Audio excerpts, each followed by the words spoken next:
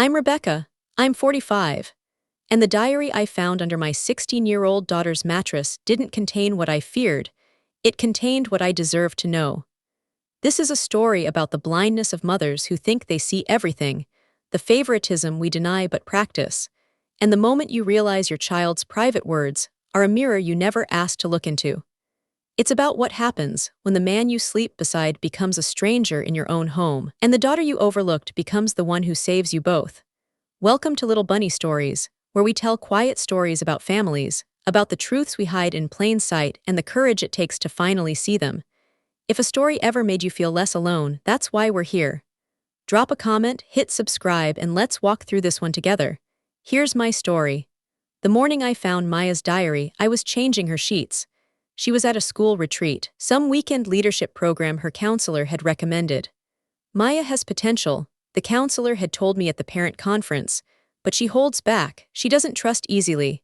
I'd nodded, made a mental note to talk to her about it, and promptly forgot. I had Lily's ballet recital that weekend and a tax filing deadline, and Tom was in Denver on business. Maya would be fine. Maya was always fine. She was the middle child, the easy one, the one who never demanded attention, because she saw how much work it took to manage Lily's emotions, and Jake's needs, and Tom's schedule, and the household that ran on my shoulders like a second job. Maya made her own lunches. She got herself to the bus stop. She brought home report cards with A's and B-S, and never asked for praise, because she'd learned early that praise was reserved for the exceptional, Jake's athletic scholarships, Lily's pirouettes, Tom's quarterly bonuses. I was stripping her bed, the fitted sheet catching on the corner, when my hand brushed something hard under the mattress. A book. Small, black, unmarked except for a single line scrawled on the cover in silver marker. If someone reads this, it's already too late for me. I should have stopped there. Every parenting book, every therapist's warning, every instinct about privacy and trust told me to put it back, to respect her boundaries, to trust that if Maya needed me, she would come to me. But that line, already too late for me. The phrasing of someone who had given up on being heard, the phrasing of someone who had tried, maybe, and failed. I opened it. The first entry was dated 3 years ago. Maya was 13. Asterisk mom bought Lily new ballet shoes today. The expensive kind, the ones with the ribbons that wrap around the ankle. I mentioned I need new sneakers for gym, mine have holes in the toes, and she said next paycheck, sweetie. She said the same thing last month, and the month before. But Lily's shoes couldn't wait. Lily's shoes never wait. Asterisk I kept reading. Entry after entry, year after year, a catalog of small betrayals I hadn't known I was committing. Asterisk Jake got a car for his 16th birthday. A used Honda, but still. Mom said it was an investment in his future. I asked about driver's ed, and she laughed and said girls should earn their own way. I wasn't asking for a car, I was asking for her to look at me the way she looks at him. Asterisk Dad came into my room again tonight. Mom's at work, she's always at work. He sat on my bed and talked about his day. Then he talked about my development, how I'm becoming a woman, how special our bond is. I stared at the ceiling and counted cracks until he left. There are 17 cracks. I've counted them before. Asterisk my hands were shaking. I turned the page, then another, then another. Asterisk Dad found my bra in the laundry. He held it up and said my little girl's growing up. He didn't give it back. I found it in his dresser drawer 2 days later, folded like he'd kept it. I threw it away. I didn't tell Mom, she wouldn't believe me. She never believes me about anything. Asterisk Mom told me to be strong again today. You're my strong girl, Maya. You don't need me to coddle you, she said it while braiding Lily's hair. Lily was crying because her toast was too crunchy. Mom spent 20 minutes calming her down.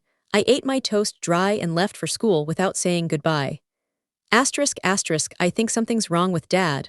Not wrong like other dads. Wrong in a way I can't name. He touches my shoulder and his hand stays too long. He compliments my outfits and his eyes go somewhere I can't see. Last night he said if you ever need to practice kissing, I'm here to help. He laughed. I laughed too because I didn't know what else to do. Then I went to the bathroom and threw up. I don't know if I'm overreacting. I don't know anything. Asterisk I sat on Maya's bed, the bed I'd just stripped. The bed where Tom had sat and said things no father should say, and I felt the world tilt. Not because of Tom. Not yet, because of me. Because of every entry where Maya described me choosing Lily, choosing Jake, choosing work, choosing anything except the daughter who was right in front of me, asking for attention in the only language she knew, silence. I read the entire diary. 3 years, hundreds of entries, a life I'd been too busy to see. Maya never wrote about self-harm, never about suicidal thoughts, never about the things that would have sent me to a psychiatrist immediately, the fears that keep parents awake at night. She wrote about neglect, about invisibility, about being the child who was fine because she'd learned that fine was the only way to survive in a family that only had energy for the dramatic, the demanding, the exceptional.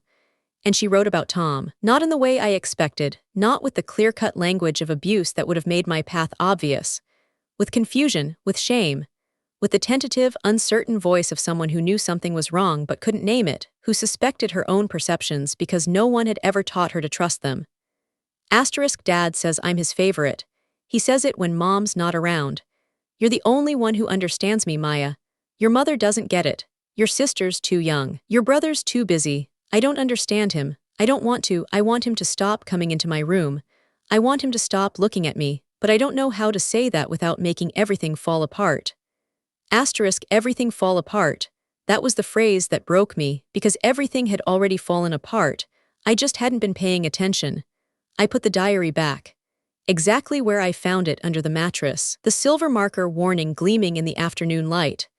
Then I walked to my bedroom and sat on my own bed, the bed I shared with Tom, the bed where he slept soundly every night after whispering poison to our daughter, and I made a decision.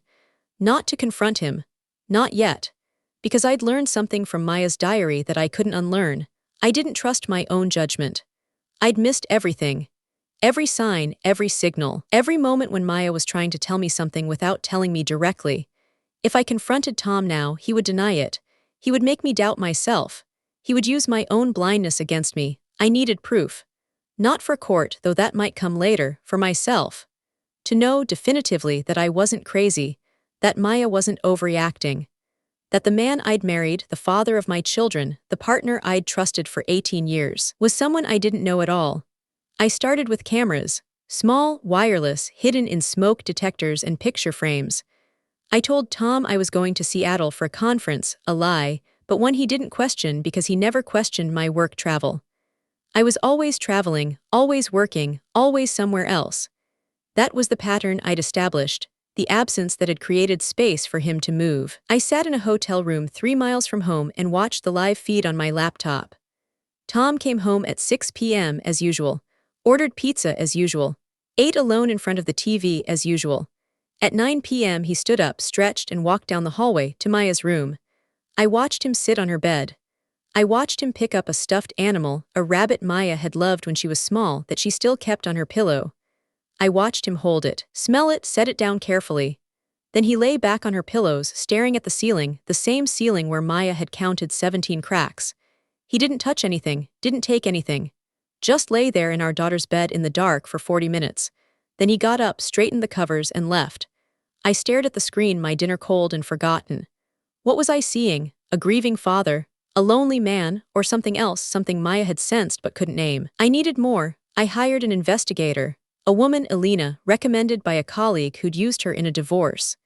She's expensive, my colleague warned, but she finds things people don't want found. I met Elena in a coffee shop, gave her Tom's schedule, his habits, his phone number. I didn't tell her about the diary. I couldn't say the words out loud yet.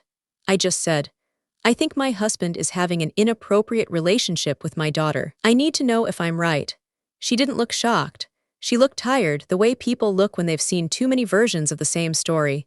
I'll need 3 weeks, and I'll need you to act normal. Don't change anything. Don't confront him. Don't let him know you're watching. Act normal. The phrase felt impossible. How do you act normal when you're funding an investigation into your husband's behavior toward your child? How do you make dinner and ask about his day and sleep beside him at night? You just do, because the alternative is worse, so I did. I cooked chicken on Wednesdays the way I always had. I asked about Denver, about the client meetings, about whether he wanted to renew his golf club membership. I kissed him goodbye in the mornings and pretended not to notice when his hand lingered on my waist a second too long, or not long enough. I performed the role of Rebecca, the competent wife, the organized mother, the woman who had everything under control. While Elena followed him, while cameras recorded him, while Maya's diary sat under her mattress, waiting, a bomb I'd discovered but hadn't yet decided how to defuse. I also started changing.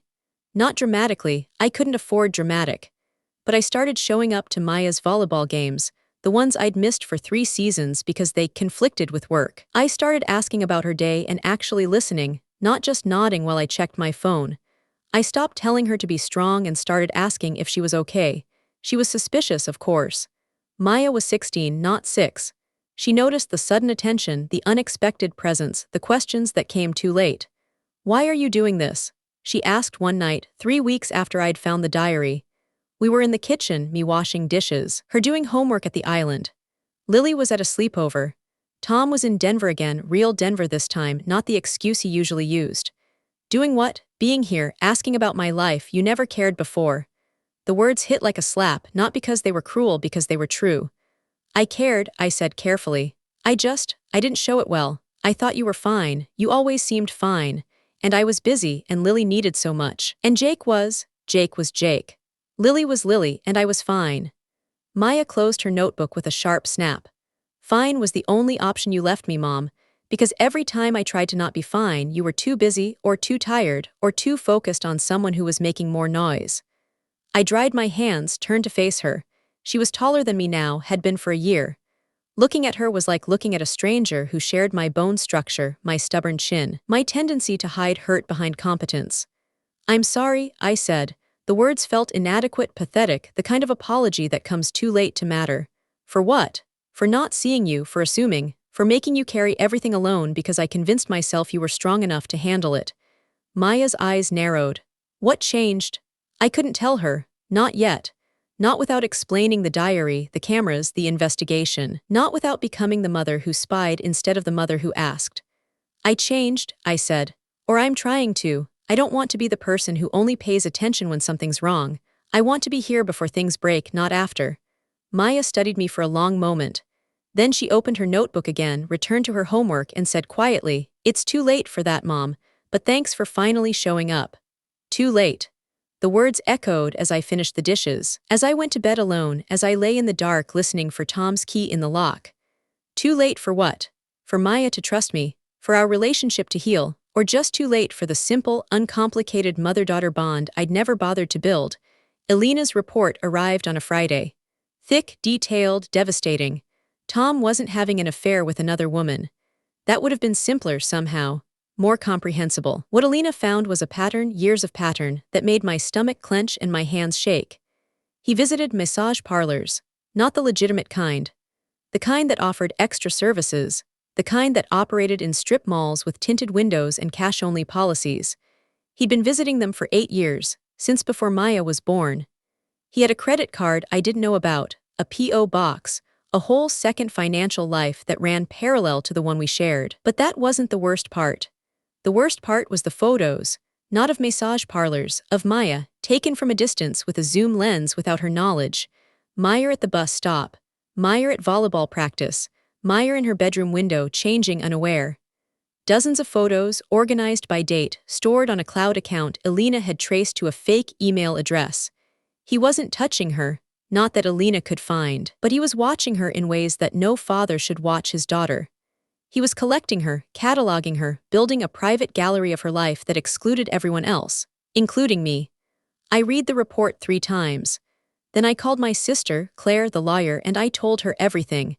The diary, the cameras, the investigator, the photos. She listened without interrupting, the way good lawyers do, and when I finished, she said, "You have enough for a temporary restraining order, enough for emergency custody. But Rebecca, you need to be sure, because once you start this, you can't stop it, and Tom will fight. He'll say you're crazy, obsessive, that you manufactured this because you're unhappy. Are you ready for that?" "I've been ready since I read my daughter's diary and realized I failed her for 16 years, I said. "I'm not ready, but I'm doing it anyway." The plan was simple in concept, excruciating in execution. Claire would file for the restraining order on Monday. I would take Maya and Lily to my mother's house for the weekend. A girls' trip, I'd say, nothing unusual. Tom would come home Sunday to an empty house and a process server, but plans depend on secrets staying secret, and Maya had spent 16 years learning to notice what wasn't said. She found the camera on Saturday, not one of mine, one of Tom's. He'd hidden it in the hallway vent, poorly, the lens catching light. She was dusting voluntarily, suspiciously voluntarily, and she saw the glint. She didn't scream, didn't confront me. She just walked into the living room where I was packing our bags, held up the small black device and said, "How long have you been watching me?" I froze. The suitcase half-packed, Lily's clothes tangled with Maya's, the domestic chaos I'd created trying to escape domestic chaos. "It's not what you think," I said. Stupid, inadequate, the wrong words. "Then what is it, Mom? Because from where I'm standing it looks like you don't trust me either, like you're just another adult who thinks my privacy is optional." I sat down, hard on the edge of the bed, my legs suddenly unable to support me. "I found your diary," I said. The confession I'd been holding for 3 weeks, the secret that had poisoned every interaction, finally spoken. Maya's face went blank. Carefully, deliberately blank, the expression of someone who'd prepared for this moment and still wasn't ready. "You read it?" "Yes. All of it, yes. And instead of talking to me, you installed cameras." "Not just cameras, an investigator, documentation. Because I needed proof, Maya. I needed to know if what you wrote was true, if I was right to be afraid, if my father what?" Her voice was sharp, edged with something I'd never heard before. Not anger. Disappointment. "If he was what I said he was. If he made me feel dirty and confused and like I was crazy for feeling dirty and confused. You didn't need proof for that, Mom. You needed to believe me, and you didn't, you still don't. You need photos and reports and some stranger's verification before my words count." She was right. The truth I'd been avoiding, spoken by the child I'd failed. "I didn't know how," I said. My voice cracked, broke. The controlled Rebecca dissolving into someone raw and uncertain. "I didn't know how to believe something that meant everything I built was wrong. That the man I chose, the life I created, the family I was so proud of, it was all built on something I couldn't see. If I believed you without proof, I had to accept that I failed. That I failed you, specifically, for 16 years. And I wasn't strong enough for that." Maya sat beside me on the bed. Close, but not touching. The distance between us measured in years of absence, in entries unread, in words unspoken. "You didn't fail me because you didn't believe me," she said quietly.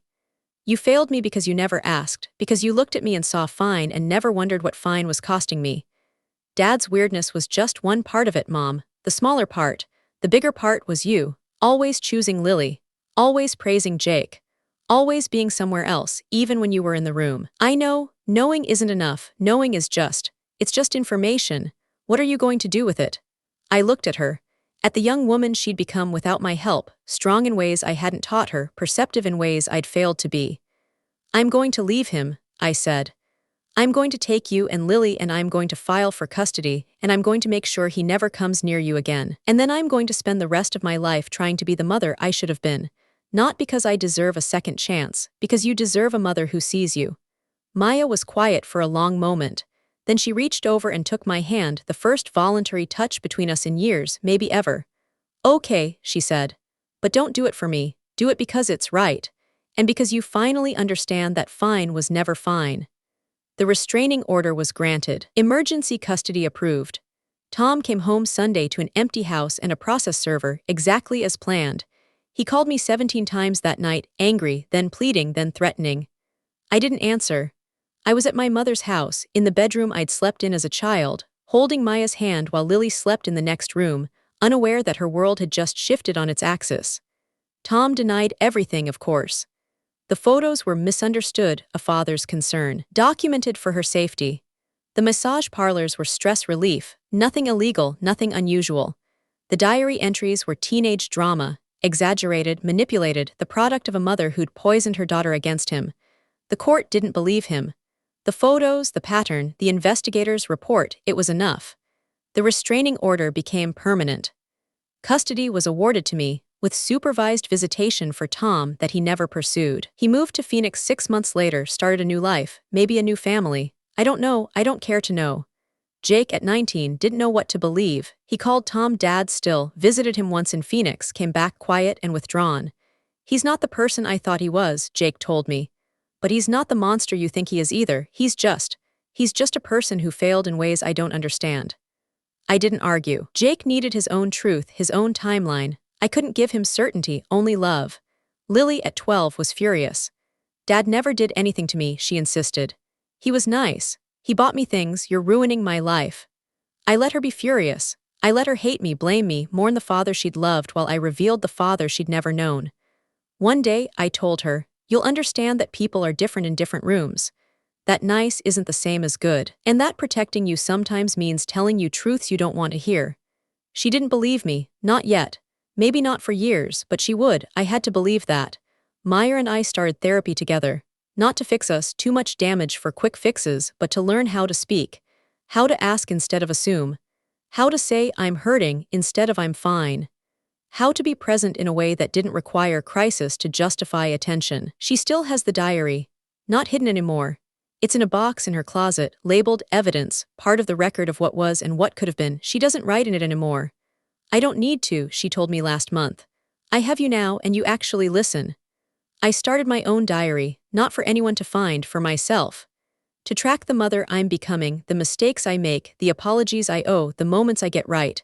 It's messy, inconsistent, full of crossed-out sentences and restarted paragraphs, but it's honest. More honest than I've ever been. That's my story. If you've ever assumed your child was fine because it was easier than asking, hear me, they're not fine. None of them are. Fine is just the mask they wear to survive in a family that only has energy for the loud, the demanding, the exceptional. Look at the quiet ones. The ones who make their own lunches and get their own rides and never ask for praise. They're carrying more than you know. And they need you, not your efficiency, not your provision, not your pride in their independence. They need you to see them, to ask, to stay. I'm Rebecca. I'm 46 now. I was married for 18 years to a man I didn't know, and I failed my daughter for 16 of them. But I'm learning. Slowly, imperfectly, with more backward steps than forward. I'm learning that motherhood isn't performance, it's presence. And presence starts with seeing what you don't want to see. See you in the next story.